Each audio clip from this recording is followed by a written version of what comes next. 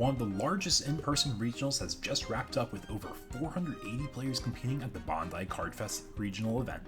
Today we'll be looking at the top performing decks along with a few honorable mentions that did well. If you guys enjoy this content, don't forget to like, comment, and subscribe. It really helps me know that you enjoy this type of content and want to see more from me on this channel. Additionally, if you guys want to, you can look at all the deck list data in the video description. Let's go ahead and dive on in. Going over some of the highlights of this event. First of all, like I said, this is a 480 person regional that lasted 9 full rounds. Our top 16 decks here, we actually have a really good bit of diversity in the BT 17.5 format. If we look at the pie chart here, there wasn't anything that single-handedly took more than 2 slots by itself, unless you count the Maginon variants as a single deck. So of the top 16, we had 2 Imperials, 2 ShineGrays, 2 Leviamons, 2 Maginon XVs with the V base, 2 Ancient Garus with the red base, the winning deck Dexador Goramon with a black base, Ancient Graymon, Dominon, Magnon X with the vaccine base, one of the Omni DNA decks, and Takam Mazuchi. Honestly, for what everyone was expecting to be a full blue meta, we did have a single pure Mirage deck make the top lists. And we're going to go ahead and highlight the best performing decks of each unique deck archetype. So starting off with CrossJ's first place Dexadoru list, if we take a look here, this is emphasizing the use of the Kosuke Tamer and Dorumon. Dorumon's kind of similar to what Lummon does by placing the Kosuke underneath. You get to cheat out the Tamer because it's a Mind Link Tamer at the end of your turn. You get to keep it in play. But you also have a protection from leaving the battle area by deletion effects, or until the end of your opponent's turn, this Digimon can't leave battle area other than by deletion, so it can only be deletion that removes the stack. Plus the DP inherits do matter, and Megadramon was one of the key cards that was used in this deck this weekend. This was, if you guys watched the Metaverse Lobby stream, you can watch how this card actually did a very solid role. But because we are SOC, we can still make use of the AG Tamer. We're just not cheating it out with the Luga base like you're used to seeing. And every time you do tuck, Dorumon does draw a card, which is one of the highlights of the black base. But you have your traditional Doragora lines building up to, obviously, your boss monster Doragora and Dex Doragora. And then you do have one Ruin mode, and the only ace he's running in the deck is the Mega Garga ace, which is honestly a really good way to answer hybrid decks if you can suspend and stun the Tamers from evolving.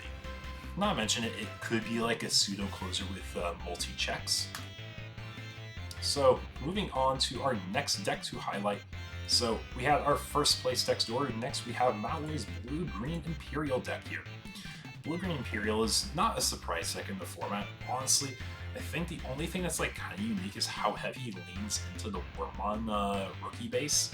We're used to seeing 4 to BT12 Wormmon. We're used to seeing like maybe a 1 to BT16 Promon. The promo Wormmon is something we don't see as often, but it's a really solid card still. Adding the Ken Tamer, which is just another way to find your dual Tamer here. You still do that with your Vmon rookie. You're just upping the amount of rookies that's going to be searching for that. And just like every Imperial list, it's a pretty solid build overall that's really well understood at this point. The one bit of spice I would say is the Mega Garga ace yet again coming up into play, and I think this is like the biggest check to hybrid decks in particular.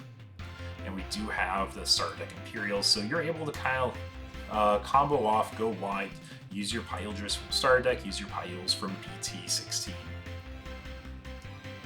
And our next deck we have here is our third place ShineGray. ShineGray is a deck that we saw on stream, and honestly I think is a great meta call for anyone who brought it. This deck didn't get hit by the ban list. In fact, the decks it kind of lost to got hit in the ban list more than it did. And we're able to see on the stream in round 6, ShineGray is able to be very aggressive. They can get the turn 3 high roll where they just win the game on the spot. Especially if the cards just line up, if they get trainings, if they find their Marcuses in hand, they're able to combo off. And we do use some of the new BT17 lines that are a bit more defensive. This one prevents it from leading play by bouncing the yellow Tamer to hand. And the ShineGray Burst Mode is a new great way to have a defensive top-end that could be aggressive as well, but just gives an opponent's turn interaction of being defensive, similar to Valk Ace. Depending on the matchup, you have a little bit more versatility and choices when it comes to how you want to play out those games. Moving on to our next deck, we do have Ancient Graymon, Larry's build. This is featuring the BT4 Ancient Graymon. It is almost like a Villain Raising OTK playstyle, but you do have the BT17 one as well, because you can cross from hand, and you have a few play routes you can go through. But the main one you'll see this deck emphasize if it can is doing a Rookie and Raising, and you have two Takuya Cheating Inherit Flamons, BT7 and BT17. And the concept is you have your Warp Agunian stack. You can go into your, I believe it's Burning Gray, that goes over the Aguni for 1, and it adds to your stack. And when you get the BT17 Agunimon, you're actually able to Digivolve the Ancient Gray for a cost of 3. But if you have the promo Aguni, you reduce it by 2, so it's a 1-cost evolution into either BT17 Ancient Graymon or BT4 Ancient Graymon, and you're getting a lot of checks in. And it's just a way to be super aggressive. You have the Blitz Omni be a potential closer, you have a lot of Takuyas that can be a potential closer. And obviously, like, when the stack dies, you're going to be able to play out a Takuya from the Flamon Inherit. Depending if you have this Ancient Graymon, you cheat out a Hybrid. If you have this one, you cheat out a Tamer.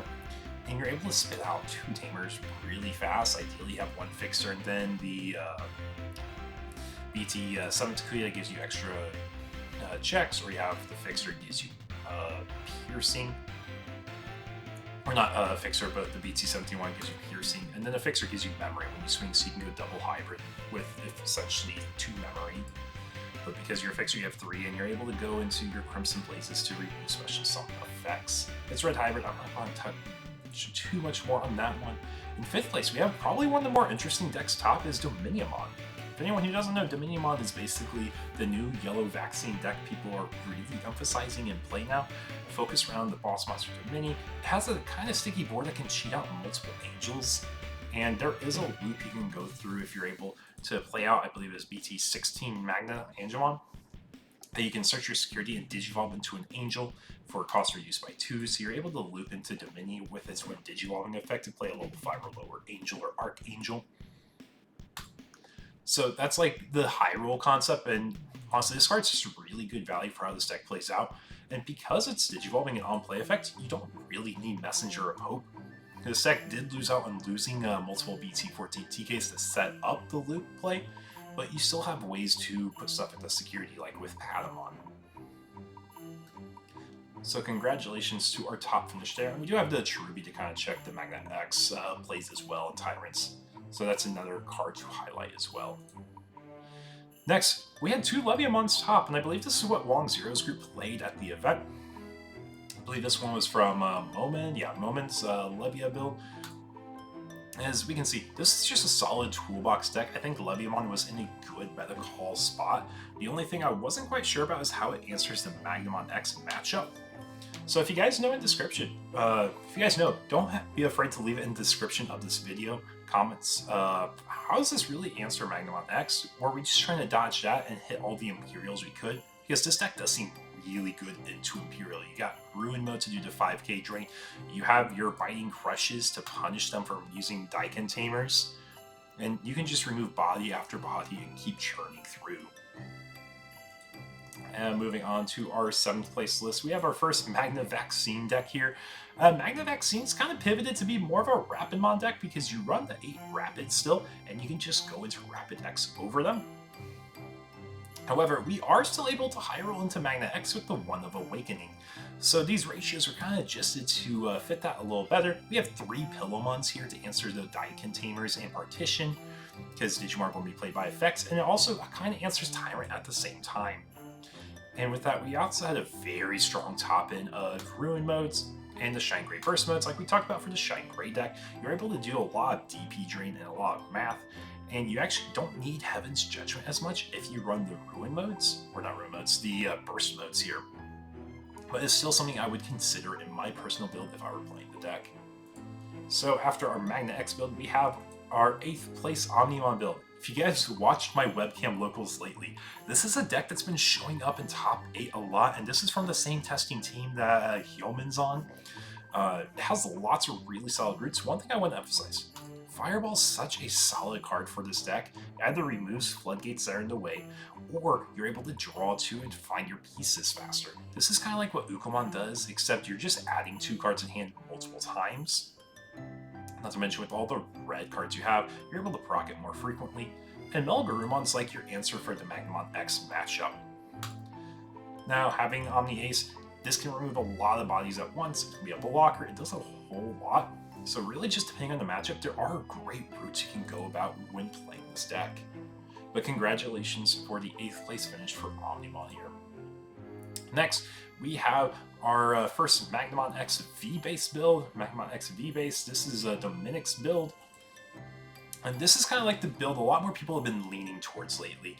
Because Awakening was hit, you can naturally go from Magnemon to Maginon X. So we have our ratios of Magnemons, and we have a very solid variety of aces as well, with Pseudo Ace and Imperial Paladin Ace. Paladin Ace is great for the purple matchups. Pseudo Ace is a generically strong one. So we're able to see a lot of utility and value between those. We have 5 Davises who can cheat out rookies and be memory efficient. We have Zubagon Punches to put pressure because we are kind of like a slower deck. We want a way to close out our games. So next, highlighting our Ancient Garuru list with the red base from Tony here. This is a deck that we've seen people try out blue base for. We've seen red base be the traditional one before we had the Ukomon hit. We're still running the 5 Ukomons because they are very solid for speeding up the game plan, but we do see the promo Guilmon, we see more Muchomons coming in. Muchomon's basically the primary red rookie for swinging with because it gives their Venusmon effects. You'll see a draw when one red Digimon attacks a player. And Gatsumon still exists for Daikin Tamers. And then you just have the one of Kendo Garuru here. It gets jamming if he goes over a Koji. And then you still have your traditional Ancient Garu Warp combo with the Kendo Garu Lobo into Ancient line. But we've seen blue hybrid before, so that's everything to talk about this one. And then the very last deck I want to highlight from the top 16 is Takam Mazuchi. We had one make top 16. Everyone's seen this Daisy Chain deck where it uses the Balmon Egg to basically pitch cards with one of its lines. Build up when a card's pitched, you get to evolve into it if it's SOC, I believe is what the trick checks for. Yeah, Dark Animal or SOC, which fulfills all the level 5s and 6s and 7s in this deck. The whole focus getting to your Takam Mazuchi to DNA, to trash, recover. The only thing you have to be careful of is because this is an inherit to have your turn keep pass when it's 3 or more memory. If you get Paladin Ace, you will lose this inherit. So that's one thing that I think kind of hurt them, is a lot of decks teched in a Paladin Ace or 2. So I mentioned, I have some fun honorable mentions to highlight. First, I have one of my teammates from my testing team play Mirage Loop. He was on stream in round 6 where he barely lost to ShineGray going 1-2 in that match. And he had 2 ties after that. He was able to close out 30th place. I have a Hunter's deck from Adam East. He went 6-3. And then I have one of our San Antonio locals, Tony Pino, top with Dex Dory with a purple base. So covering the Mirage Loop deck that was played on stream. If you guys haven't seen, this is something my test team has been innovating and working on. But we saw use of pretty much every card on that stream match besides the Paladin Ace, which was really meant for the purple matchups. But this is your deck that's focused around turn skipping using the Sayoko Tamer, with a Lummon tucking a Gao underneath thanks to Homer. I'm not going to cover too much on this, you guys have seen it a lot on the channel already, but congratulations to Demolish or Script Alert there for placing well. Then we have a Hunter's deck. This is probably one of the most awesome decks to see top because it's such a solid core that I think it rewards pilot experience and skill more than anything. Not to mention, this is the most budget-friendly deck they have in the top like 64 bracket, basically. The expensive card being your 1 of Quartzmon and your 4 superior modes. Like, everything else is rares and below from a pretty well-printed set. So if you guys are looking for a new budget deck to try out Hunters. The high-speed plug-in D makes your Digimon unblockable, so your superior mode can do its like 5 or 4 swing check gameplay that you're used to having. And then we have our purple-based Dex Graymon here. This is something that we've seen piloted well every time. Digimon Ace was the tech of choice here. This card answers hybrids in a very similar way Mega Garga Ace does, so you can probably go into a ratio of 1 and 1 each if you want to try that out.